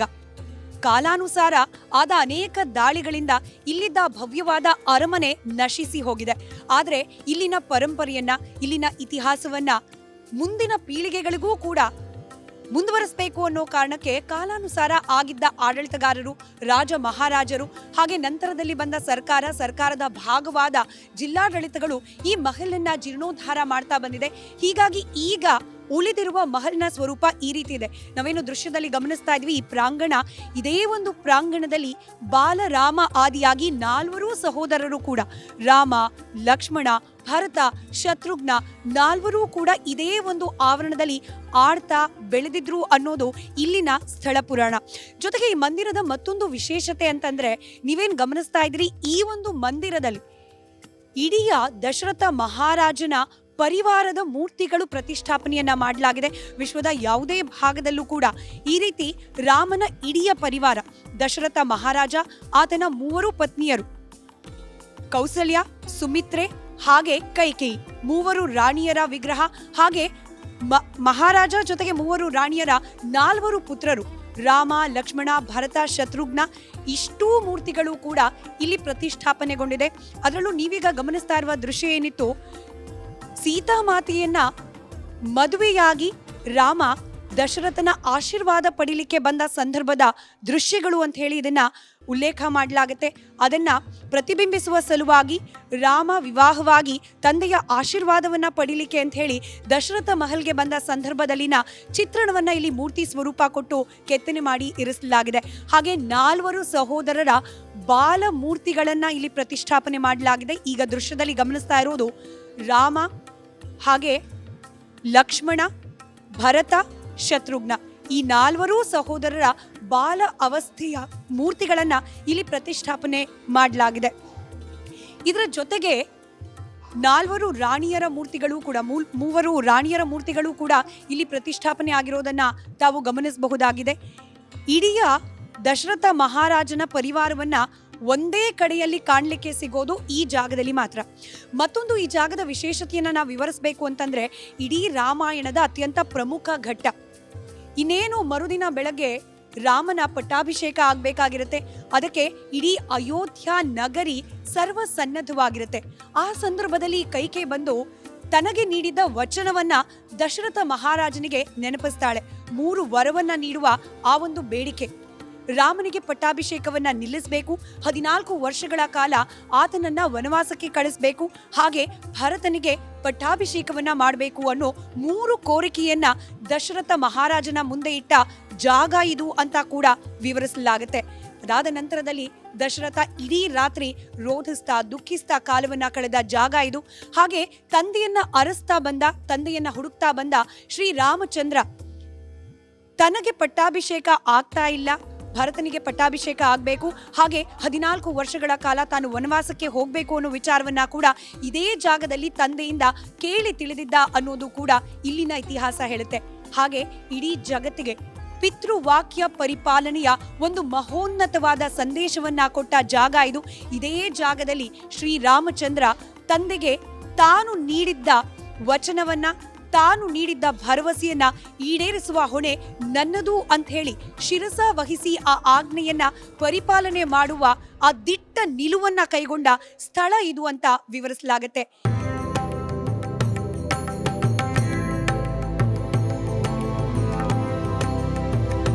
ಈ ಜಾಗದ ಹೆಸರೇ ಕನಕ ಮಹಲ್. ಅಂದ್ರೆ ಕನಕ ನಮಗೆ ಗೊತ್ತಿರೋ ಹಾಗೆ ಬಂಗಾರದ ಅರಮನೆಯಾಗಿತ್ತಂತೆ ರಾಮಾಯಣದ ಪುಣ್ಯ ಕಾಲದಲ್ಲಿ ಈ ಜಾಗವನ್ನ ವಿಶೇಷವಾಗಿ ದಶರಥ ಮಹಾರಾಜ ತನ್ನ ಮುದ್ದಿನ ಮಡದಿ ಕೈಕೇಯಿಗೋಸ್ಕರ ನಿರ್ಮಿಸಿಕೊಟ್ಟಿದ್ದ ಅನ್ನೋದನ್ನ ಇಲ್ಲಿನ ಸ್ಥಳ ಪುರಾಣ ವಿವರಿಸುತ್ತೆ. ಕೈಕೇಯಿ ನಿಮಗೆ ಗೊತ್ತಿರೋ ಹಾಗೆ ರಾಮಾಯಣದಲ್ಲಿ ಬರ್ತಕ್ಕಂತಹ ಅತ್ಯಂತ ಪ್ರಮುಖವಾದ ಪಾತ್ರ.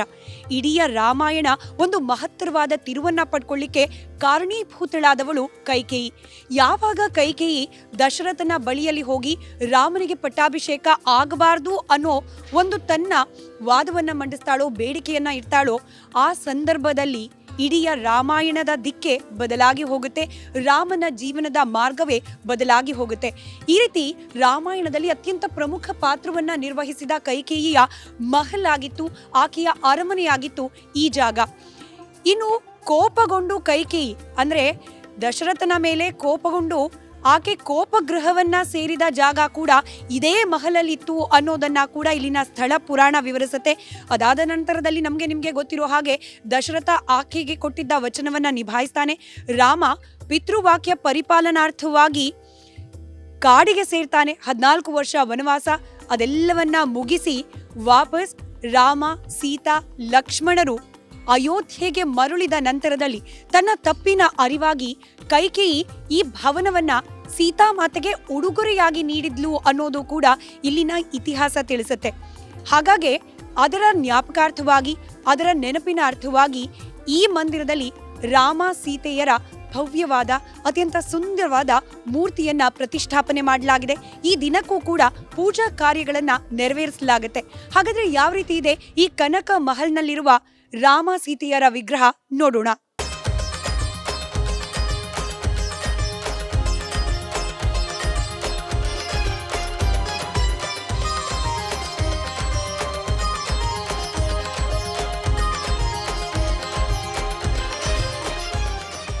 ಕೈಕೇಯಿ ತಾನು ತೆಗೆದುಕೊಂಡ ಒಂದು ನಿರ್ಧಾರದಿಂದ ಇಡೀ ರಾಮನ ಚರಿತ್ರೆಯೇ ಬದಲಾಗಿ ಹೋಗುತ್ತೆ. ರಾಮ ವನವಾಸಕ್ಕೆ ಹೋಗ್ತಾನೆ.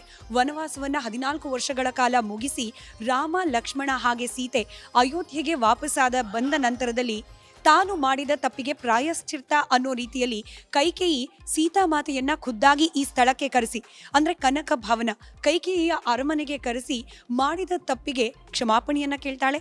ಜೊತೆಗೆ ಸೀತಾಮಾತೆಗೆ ಈ ಒಂದು ಅರಮನೆಯನ್ನ ಉಡುಗೊರೆಯಾಗಿ ನೀಡ್ತಾಳೆ ಅನ್ನೋ ಇತಿಹಾಸ ಇದೆ. ಇದೇ ಕಾರಣಕ್ಕೆ ನಾವೀ ಮಂದಿರದಲ್ಲಿ ಅರಮನೆಯಾಗಿದ್ದ ಈ ಜಾಗ ಇದೀಗ ಮಂದಿರವಾಗಿದೆ.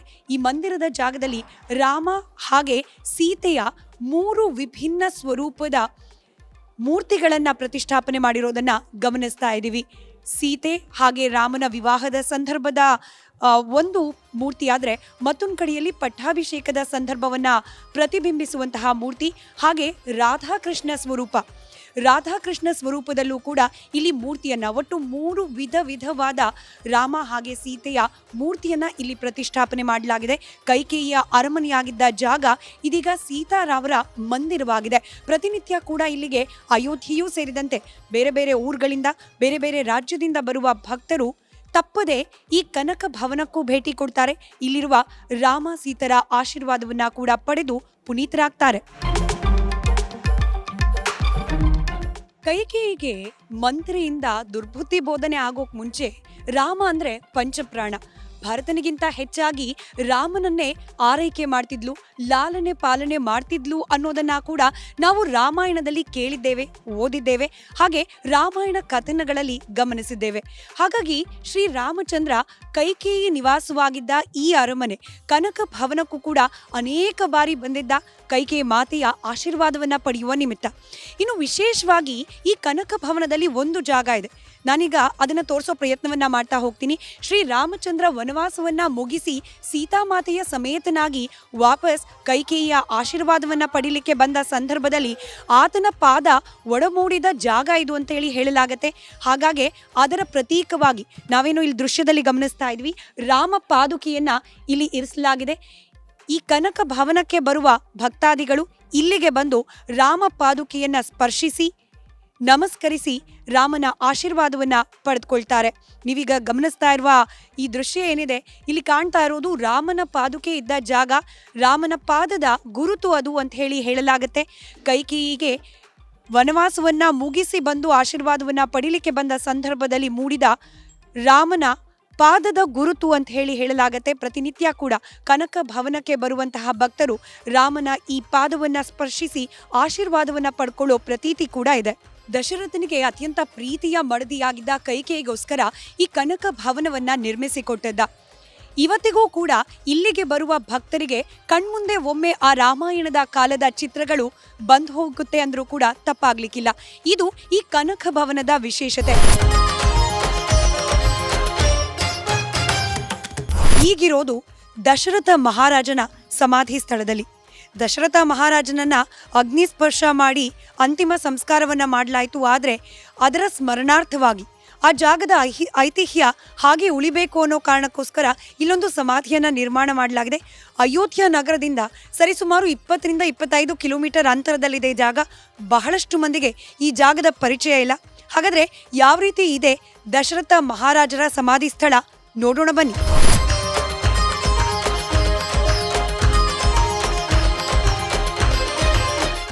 ನಾವೀಗ ಈ ದಶರಥ ಮಹಾರಾಜರ ಸಮಾಧಿ ಸ್ಥಳದ ದೇಗುಲದ ಒಳಭಾಗದಲ್ಲಿದ್ದೀವಿ. ಇಲ್ಲಿ ದಶರಥ ಮಹಾರಾಜರನ್ನ ಅಗ್ನಿದಹನ ಮಾಡಿದ್ದಾದರೂ ಕೂಡ ಅವರ ಸ್ಮರಣಾರ್ಥವಾಗಿ ಈ ಜಾಗದ ಸ್ಮರಣಾರ್ಥವಾಗಿ ಒಂದು ಸಮಾಧಿಯನ್ನು ನಿರ್ಮಾಣ ಮಾಡಲಾಗಿದೆ. ನಾವೇನು ದೃಶ್ಯದಲ್ಲಿ ಗಮನಿಸ್ತಾ ಇದ್ದೀವಿ. ಇದೇ ಜಾಗದಲ್ಲಿ ದಶರಥ ಮಹಾರಾಜರ ಅಂತಿಮ ಸಂಸ್ಕಾರವನ್ನು ನೆರವೇರಿಸಲಾಗಿತ್ತು ಅನ್ನೋ ಐತಿಹ್ಯ. ಈ ಸಮಾಧಿ ಸ್ಥಳದ ಮೇಲ್ಗಡೆ ನಾವು ಗಮನಿಸ್ತಾ ಇದ್ದೀವಿ 4 ಸಹೋದರರು ರಾಮ, ಲಕ್ಷ್ಮಣ, ಭರತ, ಶತ್ರುಘ್ನರ ಪಾದುಕೆಯ ಗುರುತುಗಳಿದೆ. ಹಾಗೆ ಅದರ ಮುಂಭಾಗದಲ್ಲಿ ಪಿಂಡ ಪ್ರದಾನ, ಏನು ಸನಾತನ ಧರ್ಮದಲ್ಲಿ ಅಂತಿಮ ವಿಧಿವಿಧಾನಗಳ ನಂತರದಲ್ಲಿ ಪಿಂಡ ಪ್ರದಾನ ಪ್ರಕ್ರಿಯೆ ನಡೆಸಲಾಗುತ್ತೆ. ಅದರ ಸಾಂಕೇತಿಕವಾಗಿ ಪಿಂಡಗಳ ಪ್ರತಿಷ್ಠಾಪನೆಯನ್ನ ಕೂಡ ಮಾಡಲಾಗಿದೆ. ಆದರೆ ಹಾಗೆ ಅದರ ಮುಂಭಾಗದಲ್ಲಿ ನಾವು ಗಮನಿಸ್ತಾ ಇರೋದು ವಶಿಷ್ಠ ಮುನಿಗಳ ಪಾದುಕೆ. ವಶಿಷ್ಠ ಮುನಿಗಳೇನೆ ಈ ಜಾಗದಲ್ಲಿ ದಶರಥ ಮಹಾರಾಜರ ಅಂತಿಮ ಸಂಸ್ಕಾರಗಳಾಗಬೇಕು ಅಂತ ಹೇಳಿ ಸ್ಥಳವನ್ನು ಗುರುತಿಸಿದ್ರು ಅನ್ನೋ ಒಂದು ಐತಿಹ್ಯ ಇದೆ. ಹೀಗಾಗಿ ಅವರ ಪಾದುಕೆಯನ್ನು ಕೂಡ ಇಲ್ಲಿ ಸ್ಮರಣಾರ್ಥವಾಗಿ ಇರಿಸಲಾಗಿದೆ. ಹಾಗೆ ಪ್ರತ್ಯೇಕವಾಗಿ ರಾಮನ ಪಾದುಕೆಗಳು, ಹಾಗೆ ಅದರ ಮುಂಭಾಗದಲ್ಲಿ ಶಿವನ ಆತ್ಮಲಿಂಗದ ಪ್ರತಿಷ್ಠಾಪನೆಯನ್ನು ಕೂಡ ಮಾಡಲಾಗಿದೆ.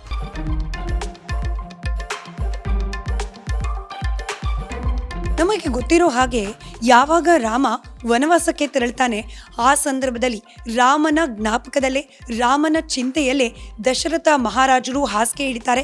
ನಂತರದಲ್ಲಿ ಅವರ ದೇಹಾಂತ್ಯವಾಗುತ್ತೆ. ಹೀಗಾಗಿಯೇ ಈ ಒಂದು ದಶರಥ ಮಹಾರಾಜರ ಸಮಾಧಿ ಸ್ಥಳದಲ್ಲಿರುವ ಈ ಮಂದಿರದ ಒಳಗಡೆ ದಶರಥ ಮಹಾರಾಜರು, ಭರತ, ಶತ್ರುಘ್ನರ ಮೂರ್ತಿಗಳನ್ನು ಸ್ಥಾಪನೆ ಮಾಡಲಾಗಿದೆ. ಹಾಗೆ ಮತ್ತೊಂದು ಬದಿಯಲ್ಲಿ ವಶಿಷ್ಠ ಮುನಿಗಳ ಮೂರ್ತಿಯನ್ನು ಸ್ಥಾಪನೆ ಮಾಡಲಾಗಿದೆ. ವನವಾಸದಲ್ಲಿದ್ದ ರಾಮ, ಲಕ್ಷ್ಮಣ ಹಾಗೆ ಸೀತೆಯ ಮೂರ್ತಿಗಳು ಇಲ್ಲಿ ಕಾಣಲಿಕ್ಕೆ ಸಿಗೋದಿಲ್ಲ. ವನವಾಸದಲ್ಲಿದ್ದ ಸಂದರ್ಭದಲ್ಲೇನೆ ರಾಮ, ಲಕ್ಷ್ಮಣ, ಸೀತೆ ವನವಾಸದಲ್ಲಿ ಇದ್ದ ಸಂದರ್ಭದಲ್ಲೇನೆ ದಶರಥ ಮಹಾರಾಜರ ಪ್ರಾಣತ್ಯಾಗವಾಗುತ್ತೆ. ಹೀಗಾಗಿ ಈ ಮಂದಿರದಲ್ಲಿ, ಅಯೋಧ್ಯೆಯ ಬಹುತೇಕ ಭಾಗಗಳಲ್ಲಿ ಇರುವ ಎಲ್ಲ ಮಂದಿರದಲ್ಲೂ ರಾಮನ ಮೂರ್ತಿಯನ್ನು ಕಾಣಲಿಕ್ಕೆ ಸಿಗುತ್ತೆ. ಆದರೆ ಇದೊಂದು ದೇಗುಲದಲ್ಲಿ ಮಾತ್ರ ನಮಗೆ ರಾಮ, ಲಕ್ಷ್ಮಣ ಹಾಗೆ ಸೀತೆಯ ಮೂರ್ತಿಗಳು ಕಾಣಲಿಕ್ಕೆ ಸಿಗೋದಿಲ್ಲ. ಇನ್ನು ಇಲ್ಲಿರುವ ಶನಿ ಮಹಾತ್ಮನ ಮೂರ್ತಿಯಲ್ಲಿ ಒಂದು ವಿಶಿಷ್ಟತೆ ಇದೆ. ಏನದು ಅನ್ನೋದನ್ನ पंडितರಿಂದನೇ ಕೇಳಿ ತಿಳ್ಕೊಳ್ಳೋಣ. पंडित जी, आप बताइए, सारे दुनिया में कहीं कहीं जगह पे शनि महात्मा के मूर्तियां हैं, यहाँ का विशिष्टता क्या है? यहाँ पे सबसे बड़ा महत्व ये है कि दशरथ जी के समाधि स्थल जहाँ पे महाराज जी का अंतिम संस्कार किया गया है, यहाँ के दर्शन पूजन करने से शनि जी की विशेष अनुकूलता है, जिसका वर्णन पद्म पुराण में है। और उसके बाद ऐसी मान्यता है कि शनि जी की अगर अधो दृष्टि शनि जी, जिनके दृष्टि पूर्णतया बंद हो, जिनके दर्शन करने से कोई दोष ना हो, ये देखिए, ये शनि जी की पहली ऐसी विग्रह है महाराज जी की जिनकी दृष्टि पूर्णतया बंद है। ऐसे दृष्टि मतलब शनि जी के दर्शन करने से कोई दोष नहीं होता। और पद्म पुराण में ऐसा वर्णन है कि समाधि स्थल को दर्शन करने के बाद दशरथ कृत शनि स्तुति करने के बाद अगर इस स्वरूप का दर्शन कर लिया जाए तो उसका बहुत बड़ा दर्शन लाभ है। ये अद्भुत प्रतिमा एकमात्र पहली ऐसी प्रतिमा होगी जिनकी दृष्टि पूर्णतः बंद है। ಪಂಡಿತರು ಹೇಳೋ ಪ್ರಕಾರ ಇಡೀ ವಿಶ್ವದಲ್ಲಿ ಶನಿ ಮಹಾತ್ಮನ ಅನೇಕ ವಿಗ್ರಹಗಳಿದ್ರೂ ಕೂಡ ಕಣ್ಣನ್ನು ಮುಚ್ಚಿರುವ ಸ್ಥಿತಿಯಲ್ಲಿರುವ ಶನಿ ಮಹಾತ್ಮನ ಒಂದು ವಿಗ್ರಹ ಇರೋದು ಕೇವಲ ಇದೊಂದು ದೇವಸ್ಥಾನದಲ್ಲಿ ಮಾತ್ರ. ಕೆಲವೊಬ್ಬರಿಗೆ ನಂಬಿಕೆ ಇರುತ್ತೆ ಶನಿ ಮಹಾತ್ಮನ ವಿಗ್ರಹದ ಅಥವಾ ಮೂರ್ತಿಯ ದರ್ಶನವನ್ನು ಮಾಡಿದ್ರೆ ಪಾಪಕ್ಕೆ ಪ್ರಾಪ್ತರಾಗ್ತಾರೆ ಅಥವಾ ಶನಿಯ ಅವಕೃಪೆಗೆ ಪ್ರಾಪ್ತರಾಗ್ತಾರೆ ಅಂತ ಹೇಳಿ. ಆದರೆ ಈ ರೀತಿಯಲ್ಲಿರುವ, ಅಂದರೆ ಕಣ್ಣನ್ನು ಮುಚ್ಚಿದ ರೀತಿಯಲ್ಲಿರುವ ಶನಿ ಮಹಾತ್ಮನ ದರ್ಶನ ಪಡ್ಕೊಳ್ಳೋದ್ರಿಂದ ಮಾಡಿದ ಪಾಪಗಳು ಪ್ರಾಯಶ್ಚಿತ್ತವಾಗುತ್ತೆ ಅನ್ನೋದು ಈ ಸ್ಥಳದ ನಂಬಿಕೆಯಾಗಿದೆ. ಹಾಗೆ ಪದ್ಮಪುರಾಣದಲ್ಲೂ ಕೂಡ ಇದೇ ವಿಚಾರವನ್ನು ಉಲ್ಲೇಖ ಮಾಡಲಾಗಿದೆ. ಇವಿಷ್ಟು ಈ ದಶರಥ ಮಹಾರಾಜರ ಸಮಾಧಿ ಸ್ಥಳದ ವಿಶೇಷತೆ.